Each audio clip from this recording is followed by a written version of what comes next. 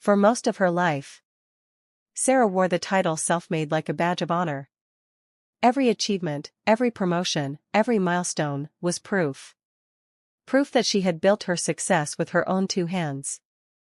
She often told people, "If you work hard enough, you don't need anyone's help." Sarah was born in a small town that most people had never heard of. Her mother worked 2 jobs. Her father left before she could walk. By the time she was 12, Sarah had already decided she would never be poor again. She studied through the night while other children slept. She worked 3 jobs during college and still graduated at the top of her class.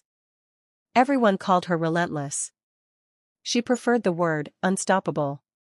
From a small rented room with peeling wallpaper and a landlord who never fixed the heat, to a thriving logistics empire spanning 3 states. Her journey seemed to confirm one belief above all others: success belongs to those who earn it. While others spoke about faith, or luck, or the support of family and friends, Sarah quietly dismissed such ideas. In her mind, those were crutches for the weak. She had no mentor, no safety net, no one to thank. Or so she told herself. By 32, she employed over 200 people. By 35, she was featured on magazine covers with headlines that read, "The Queen of Concrete Jungle." But something was missing. And Sarah, the woman who saw everything, did not see it coming. Then came the year everything changed. It started small. A delayed shipment here. A broken contract there. Nothing she couldn't handle. Sarah had survived worse. But then, a sudden global supply chain crisis hit. The kind of crisis that no amount of hard work could fix. Doors that had always opened for her began to close. One by one. Like iron gates slamming shut. Plans failed. Partnerships dissolved. Opportunities evaporated like morning mist. For the first time in her adult life, hard work alone was not enough. She sat in her office at 2 in the morning, and for the first time, she had no plan. No strategy. No spreadsheet. No backup. Her phone buzzed with messages she couldn't answer. Her bank called 3 times. Her employees looked to her for answers, and she had none. And in that silence, in that crushing, suffocating silence, she heard something she had been drowning out for 20 years. The sound of her own pride, cracking. As she struggled to understand what was happening, she began to notice something she had overlooked for years. Not a solution to her crisis. Not a new investor. Something far more humbling. The countless people who had encouraged her. The unexpected opportunities that had appeared at just the right time. The doors that had opened when she hadn't even knocked. And the unseen hand that had carried her through moments she could never have survived on her own. She remembered her grandmother, who cleaned office buildings for 30 years, scrubbing floors so hard her knuckles bled, and still found money to send Sarah to school. Every month. Never missing once. She remembered Marcus, the retired warehouse manager with calloused hands and a gentle voice, who taught her how to negotiate, who stayed after hours to explain contracts, and asked for nothing in return but a promise: when you make it, help somebody else. She remembered the bank teller, a young black woman named Denise, who quietly waived an overdraft fee when Sarah had $7 in her account. Denise didn't know her. She just did it. And Sarah called it luck. She remembered the client, an older black businessman named Mr. Okonkwo, who took a chance on her when she had no reputation, no track record, nothing but a handshake and a prayer she never admitted she prayed. She remembered the friend, Chloe, who brought groceries to her rented room when Sarah was too broke to ask, too proud to admit she hadn't eaten in 2 days. And then, she remembered something else. She remembered praying. Just once. In that tiny rented room with the peeling wallpaper. On her knees. Not because she was religious, but because she had absolutely nothing left. She had whispered, with tears hot on her cheeks. God, if you're real, please help me. I can't do this alone. And the next morning, an unexpected check arrived. A clerical error, she told herself. An accounting mistake. A refund that wasn't supposed to happen. But she had called it luck.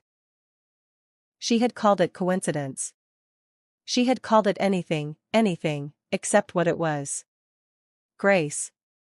Standing among the ruins of her certainty, surrounded by the debris of her pride, Sarah faced a humbling realization that cracked her open like a stone. Perhaps I have never been truly self-made, after all. And that realization did not destroy her. It freed her. For the first time in 20 years, Sarah stopped trying to be the captain of her own ship, the general of her own army, the god of her own universe. She picked up her phone. And she asked for help. She called Marcus first. His old number was still saved. He answered on the second ring. I need help, she said. There was a long pause. Then Marcus laughed, not mean, just warm. Child. I've been waiting 20 years for you to say that. She called her grandmother's church, though she hadn't stepped inside a sanctuary in 15 years. The pastor didn't ask questions. He just said, we open at 6 tomorrow morning. Coffee's free. She called old partners she had burned bridges with. She apologized. Not the fake, corporate apology. The real one. I was wrong. I was proud. Can we start over? And one by one, people showed up. Not because she deserved it. Not because she had earned it. But because they had always been there, waiting, watching, loving her from a distance, hoping she would finally stop pretending she didn't need them. Her business did not recover overnight. That is not how this story works. But she recovered. She rebuilt, not on the foundation of pride, but on the foundation of gratitude. Today, Sarah still works harder than anyone. She still wakes up at 4 in the morning. She still reads every contract twice. But she no longer says, I did this alone. Instead, she begins every team meeting with, I am standing on the shoulders of giants. And every year, she hosts a dinner for every person who helped her along the way. The list has grown to over 300 names. She knows them all. She thanks them all. Out loud. In front of everyone. She learned that being self-made is not strength, it is amnesia. A forgetting of every hand that fed you, every door that opened, every whisper of encouragement when you wanted to quit. The greatest journey of Sarah's life was not building an empire. It was learning that she was never meant to build it alone. And so, this story reminds us of these ancient words, written thousands of years ago, but true this morning. Pride goes before destruction, and a haughty spirit before a fall. Proverbs 16 verse 18. Ecclesiastes 4 verses 9 to 10. Two are better than one, because they have a good return for their labor. If either of them falls down, one can help the other up. But pity anyone who falls, and has no one to help them up. You were never meant to carry it alone. Not one day, not one burden. Not one breath. Subscribe for more stories of faith and redemption. Share this with someone who needs to hear it. I am standing on the shoulders of giants. Sarah.